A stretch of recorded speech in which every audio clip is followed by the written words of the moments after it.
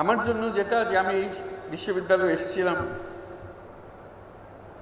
72 সালে, তখন বিশ্ববিদ্যালয়ে সবে যাত্রা শুরু।